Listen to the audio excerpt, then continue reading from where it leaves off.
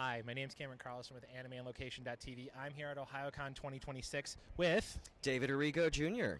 Alrighty, so my friend, how did you get started in the world of entertainment?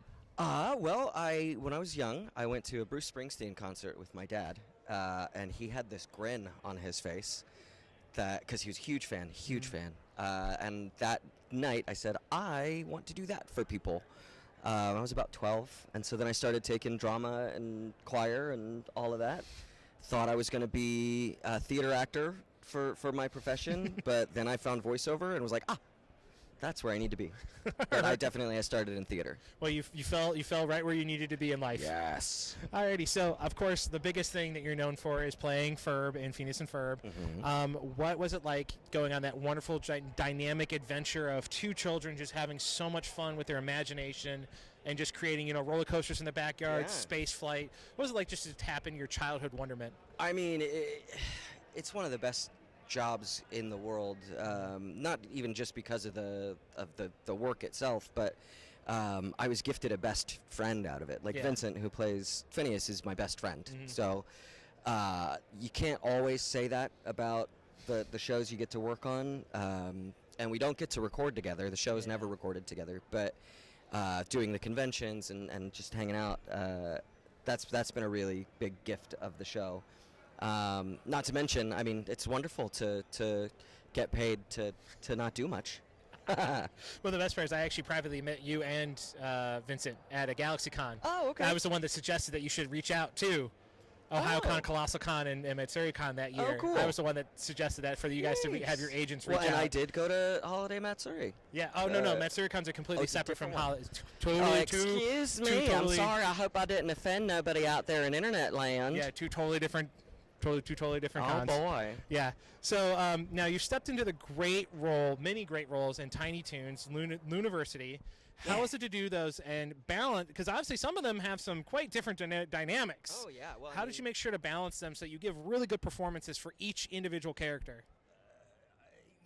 You lean so much on the writing, right? Mm-hmm. They do such a great job of making them think differently on the page, Mm-hmm. and then your responsibility as the actor is to then make sure that they sound like they think differently when you're acting them. 'Cause you can pick a sound, right, and you can do that and just set on it, and you can pick another sound, but if they're not thinking differently, then it's not really doing it. So, like, if I'm going to do Hampton, he's such a sweet pig. He's got just a different sort of vibe. Whereas Plucky is so self-important. You just... Your responsibility in terms of that differentiation and that separation winds up being making sure that they think differently. Well, thank you so much for that wonderful performance there. I actually did enjoy that. Thank you so much. I actually was nominated for an Emmy for those. We'll find out in March if I got it. Well, hopefully you will. So now you also worked on My Adventures with Superman as Mr. Mixflick. Mixius Pitalik. It's a mouthful. Did you watch Gilbert Gottfried to pick up on some of his inflection to give a very good chaotic performance, or did you kind of just take it in your own direction? No, they didn't ask for any of Gilbert, and if they had wanted Gilbert, they, at that time, I think, could have probably gotten him, or gotten my friend Barrett Letty, who does an incredible Gilbert Gottfried. Okay. I think they were looking to go a different direction, and so I just kind of did my audition and let my inner Chaos Goblin out, and had a lot of fun with that.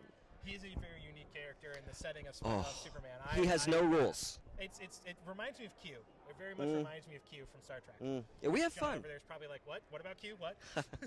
He's a big Star Trek just fan. a ton of fun with it when I go in and record. Like, he's one of those characters that there's kind of no rules for. Like, I don't even have to stay on voice. I can do a completely different voice. I can do whatever, and we have a lot of fun with that.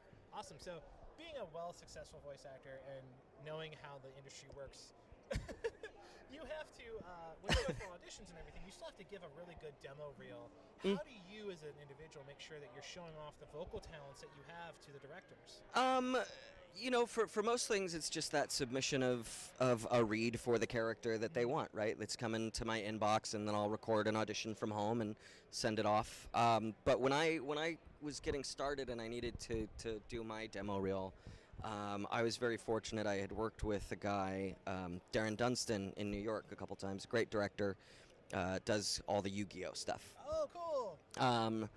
And every now and then also directs for other projects, things like that. But before I moved out to Los Angeles, I said, Darren, you've worked with me a few times.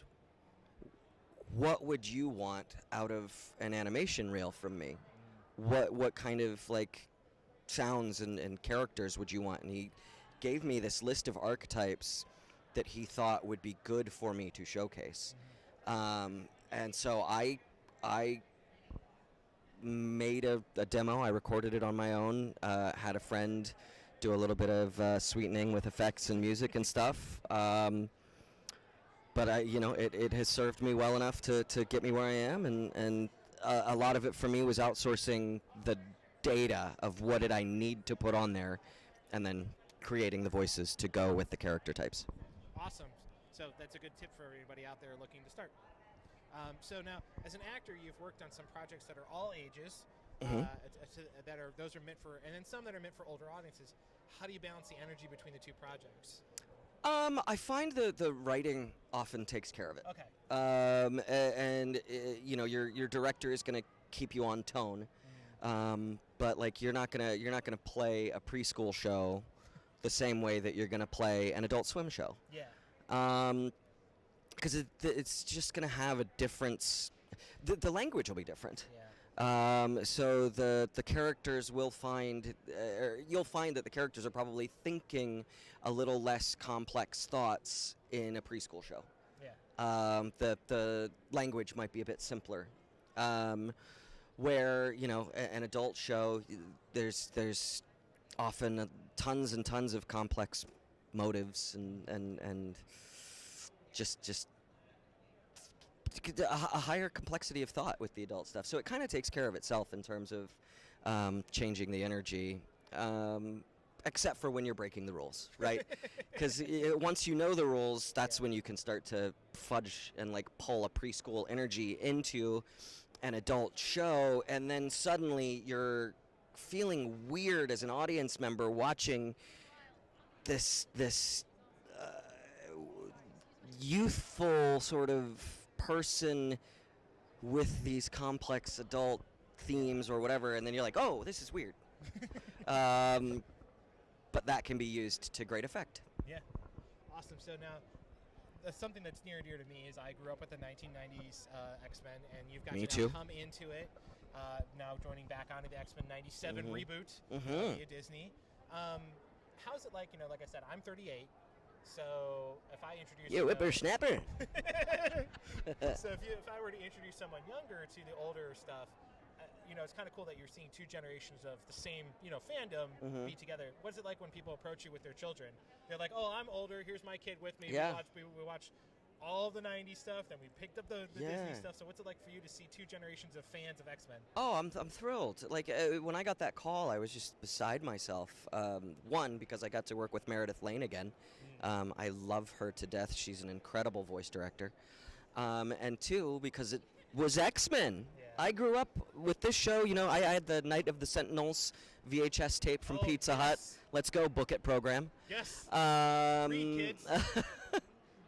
I just think it's incredible to see people embrace it the way that they have, and to get to play someone, like Leech, who's such a sweetheart. and Mojo, who's not. And then Gladiator, who's a little dense. I always kind of thought so. Anyway, maybe he's just economy of language. He's just being direct, not dense. Punch things. Yeah. I love it. It's just such a gift. Yeah. Awesome. I mean, like I said, I grew up with that as well. Yeah. I did as well. So another big retro series that has gotten a really big new fresh life is Ramna One Half. What was it like stepping into that role as literally the lead character who magically... Oh, Ranma is very close to my heart. I just... was fascinated by the story. I think it's a hilarious sort of slapstick kind of goofy show. To the point where it was kind of funny when I watched the first episode back, where there's not that much Boy Ranma goofiness. I was kind of like, oh, I don't think they cast me right. I don't think that guy did a very good job. And then the second episode has some more of the like kooky, zany, and I was like, this is why I was here. This is why I got invited. Okay, I'm ready. And it's cool to be here with Val today, the voice of Akane. It's the first con that we've ever been at together, so that's neat. But I just have fallen in love with the series. I think it's really charming. I think it's really fun. I have a tattoo of the hot water kettle that turns him back into Boy Ranma on my calf. It's the only show tattoo I have, actually. And the funny part is I saw the kettle on your shirt there. Yeah, right there. That's how I was like, oh, when you said tattoo, I was like, oh, is it somewhere on your heart there? Is it a reference? Nah, it's down ding on my calf. Alrighty, now, we already talked about this, but are there anything that you want to discuss that's currently available for fans to see? We just had another batch of Phineas and Ferb drop on Disney Plus, which was great. That's wonderful. And also coming, we announced that there's going to be a movie.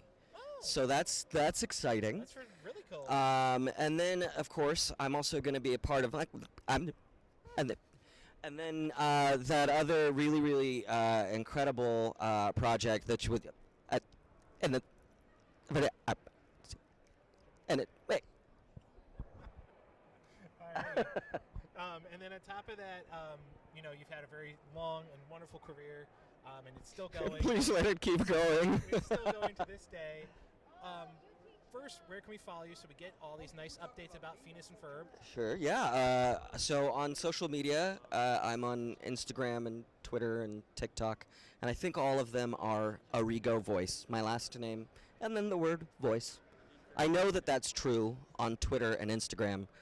I don't use TikTok enough to know if that's the case. In terms of your long career, what would you love to say to all the fans that have kept up with you, given you so much love, and come out and say hello to you? I mean, thank you. We don't get to do this without you. That's a funny thing to actually think about, talking directly to the broad audience. Never really thought about that. Usually it's so one-on-one, it's so personal, it's right there. But like thinking, okay, well, what do I want to say to everybody who's enabled me to make this my living? No, it's thank you, and please please keep invested, and I hope you continue to enjoy the work, and I hope I can bring you excellent stories and fun characters for many, many, many years to come. David, it's been wonderful to talk with you. I love thank you so much for just giving me the time today. Thank you so much. Of course.